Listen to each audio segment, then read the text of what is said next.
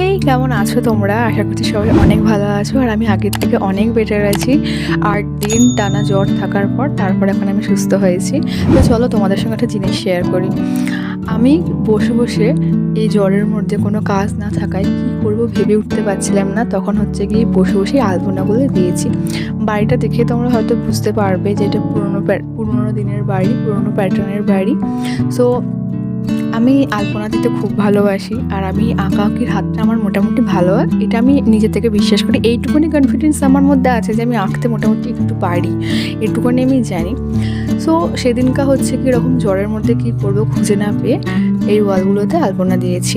আর যেহেতু ফ্লোরটা টাইলসের হোয়াইট কালারের, ওখানে কালার পেন্টিং মানে কালার আলপনা না হলে বোঝা যাবে না।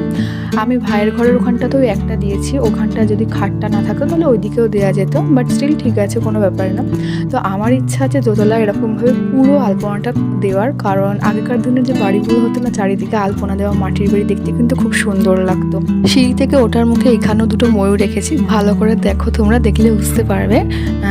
জানলাটা একটু আগেকার দিনের জানলার হাফ হচ্ছে গিয়ে তোমার সিঁড়ি রয়েছে, মানে আগেকার দিনে যেরকম হয় বাড়ি সেরকমভাবে। আমার শ্বশুর মশাই বলেন, মানে বাপি বলে যে এখানে সবার ফার্স্ট এই বাড়িটা তৈরি হয়েছে, তারপরে এখানে আশেপাশে বাড়ি ঘরধর হয়েছে, সবার ফার্স্ট এই বাড়িটা হয়েছিল। সো যাই হোক, আমার ইচ্ছা আছে দোতলায় পুরো এরকমভাবে আলপনা দেওয়ার। আমার মনে হচ্ছে, আশা করি ভালো লাগছে। তবে হ্যাঁ, আমি বলে রাখি, সম্পূর্ণটা আমার নিজের আঁকা না, কিছুটা কালেক্ট করা, কিছুটা নিজে থেকে দেওয়া। তো এইখানে যে ওয়ালটা দেখছো, এখানেও এরকমভাবে ফাঁকা রেখেছি, এখানে আমি নানান রকমের অনেক কিছু ভেবে রেখেছি। তো দেখা যাক কতটা কি করে উঠতে পারি, ইচ্ছা আছে এইগুলোতে ওরকমভাবে আলপনা দেবো। তো আলপনাগুলো কেমন লাগলো আমাকে প্লিজ কমেন্টে জানিও। আজকের ব্লগটা এই অবধি।